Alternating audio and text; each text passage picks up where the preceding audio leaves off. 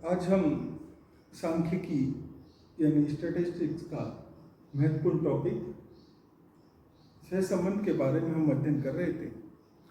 उसी क्रम में हमने काल्पनिक सहसंबंध पढ़ा।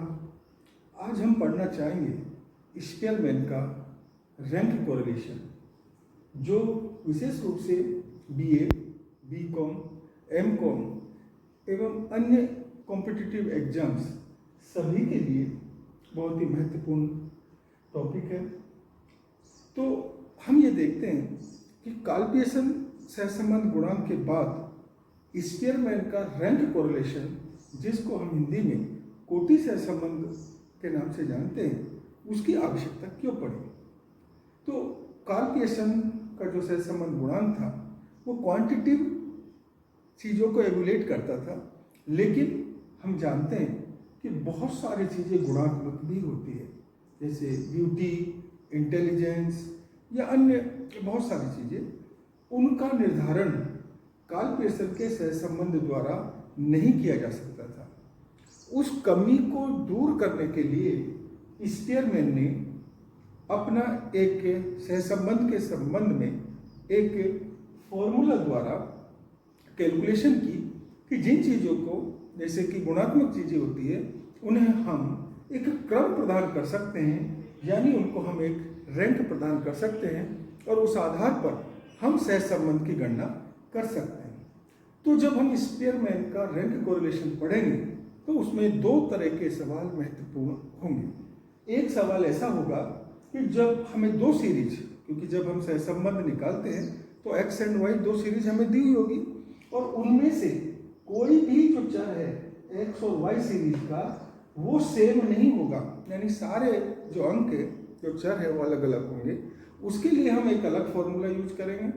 अगर किसी सीरीज में कुछ एक्स या वाई में कोई भी चर रिपीट होते हैं, यानी समान आते हैं, तो उसके लिए उसी फॉर्मूले में हम कुछ संशोधन करके नया फॉर्मूला लिखेंगे और उससे सॉल्यूशन करेंगे। तो महत्वपूर्ण बात यह है कि कैसे हम स्पीयरमैन के जो सवाल है, क्या उसका फॉर्मूला है, कैसे उसको कैलकुलेट करते हैं, वो हम देखना चाहेंगे। जैसा कि मैंने बोर्ड पर लिखा कि एक्स सीरीज है जिसके अंक दिए हुए हैं, हमें ये 10 अंक दिए हुए हैं, 85, 91, 56, 72, 95, 110 है। इसी तरह वाई सीरीज हमें लिखी हुई है 18.3, 20.8, जो भी सीरीज हमें लिखी है। अब इसको सॉल्व कैसे करेंगे, स्पीयरमैन का रैंक कोरिलेशन की कैलकुलेशन कैसे करेंगे।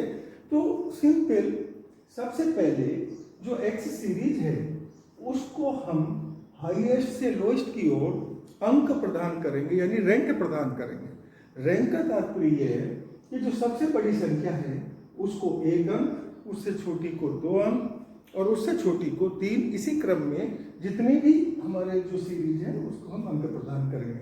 जैसे मान लीजिए ये एक्स सीरीज है, ये लिखी हुई है, हमें सबसे बड़ा जो हमारी संख्या 95, उसको हमने 1 अंक प्रदान किया। उसके बाद है 91, उसको हमने 2 अंक प्रदान किए। उससे छोटी है 93, उसको 3 अंक प्रदान किए। उससे छोटी है हमारी 89, उसको 4 अंक प्रदान किए। उससे छोटी हमारी 85, उसको हमने 5 अंक प्रदान किए। इस तरह से हम उनको अंक 76 को 6 अंक, 72 को 7 अंक छोटे हम देते जा रहे हैं, और उसी क्रम में 59 को 8 अंक और 56 को 9, और सबसे छोटी संख्या है हमारी 51, उसको 10। यानी सबसे बड़ी संख्या को 1, उससे छोटी को 2, उसी क्रम में हमने इनको अंक प्रदान किए। फिर हमारे पास वाई सीरीज लिखी हुई है, उनको भी उसी तरह से सबसे बड़ी संख्या को 1 अंक, उससे छोटी संख्या को 2, और उसी तरह से हम कंटिन्यू घटते क्रम में उनको अंक प्रदान करेंगे। तो ये हमने 20.8 सबसे बड़ी संख्या, उसको 1 अंक, 19.2 को 2 अंक, इस तरह हमने सबको 10 तक, या कोई संख्या रिपीट नहीं है एक्स और वाई सीरीज में, हमने पहले ही कहा था। अगर रिपीट है तो उसके लिए हम अलग तरीका मेथड यूज करेंगे। यह सारी संख्या इंडिविजुअल है, एक्स सीरीज में भी और वाई सीरीज में भी। तो हम एक्स सीरीज को रैंक प्रदान किया, वाई सीरीज को रैंक प्रदान किया। अब हम इसके लिए, क्योंकि हमारे जो इसका फॉर्मूला होगा उसको हम रो लिखते हैं स्पीयरमैन का, और वो है 1 - 6 summation d² upon n bracket n² - 1। तो n का मतलब तो हुआ हमारा नंबर ऑफ आइटम्स, जितने पद हमारे सीरीज में होंगे उतने हम इनको काउंट कर लेंगे, नंबर ऑफ आइटम्स। तो जैसे मान लीजिए हमारे पास 10, तो n बराबर तो इसमें 10 हो जाएंगे। d का मतलब क्या है? d का मतलब है डिफरेंस ऑफ रैंक। जो x और y सीरीज में हमने रैंक प्रदान की, उनका डिफरेंस हम निकालेंगे, उसको कहते हैं d। क्योंकि फॉर्मूले में हमारा आ रहा है समीकरण डी स्क्वायर, यानी डी स्क्वायर निकालना है तो पहले d निकालना जरूरी है। तो d कैसे निकलेगा? x रैंक में के y रैंक को माइनस करेंगे, तो x की रैंक है 5 और पहली संख्या y की है 4, तो ये हुआ 1। x की है 2, y की है 1, तो ये बचा 1। x की है 9, y की 7, ये हो गए 2। ये 7 और ये 8, ये हो गए -1। ये 1 और ये 2, तो ये हो गए -1। 6 और 5, ये हो गए +1। 4 और 6 का हो गया -2। 10 और 10 का हो गया 0। 8 और 3 का हो गया 5 +5, और 3 और 9 का हो गया -6। ये हमारा d हमने निकाला, यानी रैंक x में के रैंक y को हमने माइनस किया। और आप देखेंगे अगर इसका हम टोटल करते हैं सिग्मा d, वो 0 आता है। देखिए 1 और 1 2 और 1 3 और 5 8, 8 हमारे यहाँ पर प्लस के हैं। और हम अगर माइनस की संख्या देखें 6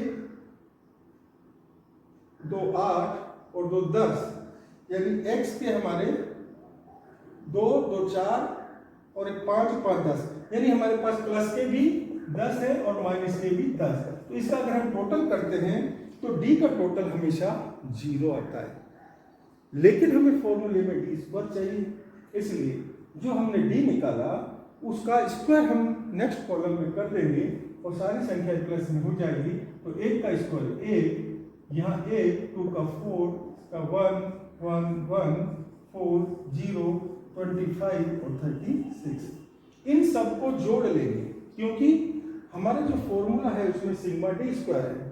तो डी स्क्वायर करें तो यानी कि 1 और 1 2 और 4 6 7 8 9 13, ये हो गए 38 और 2, ये हो गए 40 और 74, यानी समीकरण डी स्क्वायर आ गया हमारा 74। अब इसका टोटल कर लेंगे। अब हम फॉर्मूले में ये वैल्यूज पुट कर देंगे और सिंपल तरीके से 1 - 6 समीकरण डी स्क्वायर है हमारा 74 अपॉन n है हमारा 10 और n स्क्वायर यानी 10 का स्क्वायर हो गया 100 - 1। ये हमने इसको कैलकुलेट किया। आगे हम और करें तो 1 - 6 से मल्टीप्लाई किया तो 4 6 4 जा 24, 2 कैरी फॉरवर्ड 20 और ये हो गया आपका 44 अपॉन 100 में केवल गया 99 और 10 से मल्टीप्लाई किया तो 990। ये हमारा इसको और सॉल्यूशन कर सकते हैं। तो रो बराबर हो गया, एलसीएम ले लीजिए, 990 - 44 444 अपॉन 99। इसमें के इसको माइनस कर दीजिए और 990 से इसको डिवाइड कर दीजिए। ये हो जाएगा हमारा रो बराबर, ये 6 में के 4 गया तो 6, ये हो गया आपका 8 में के 4 गया तो 4 और ये हो गया आपका 9 अपॉन 990। इसको इससे डिवाइड कर लीजिए तो लगभग जो भी आपका 0.55 के करीब जो कोरिलेशन आएगा वो आपका स्पीयरमैन का रैंक कोरिलेशन होगा। यानी स्पीयरमैन का सवाल करने के लिए आपको x और y सीरीज दी होगी। x सीरीज में आप सबसे बड़ी संख्या को 1 रैंक से छोटी को 2 रैंक प्रदान करेंगे। इसी तरह y सीरीज दी है उसकी रैंक देंगे, x रैंक में के y रैंक घटाएंगे d निकालेंगे यानी डिफरेंस ऑफ रैंक। अगले कॉलम में उसका स्क्वायर करेंगे d स्क्वायर और उसका टोटल कर लेंगे। फॉर्मूला है रो बराबर 1 - 6 sigma D square upon n square - 1। सारी वैल्यूज पुट करेंगे। n का मतलब है नंबर ऑफ आइटम्स यानी पदों की संख्या और d का मतलब है डी स्क्वायर का है जो आपका डिफरेंस है उसका स्क्वायर करके टोटल। तो यहाँ हम देखते हैं कि जो कोरिलेशन 0.5 है यानी मध्यम स्तर का और धनात्मक सही संबंध यहाँ पर इस सवाल में पाया गया है। तो हम उम्मीद करते हैं कि स्पीयरमैन का रैंक कोरिलेशन आप इजीली फॉर्मूला आप याद रखेंगे और मेथड आप याद रखेंगे और इजीली आप सॉल्व कर पाएंगे। Thank you.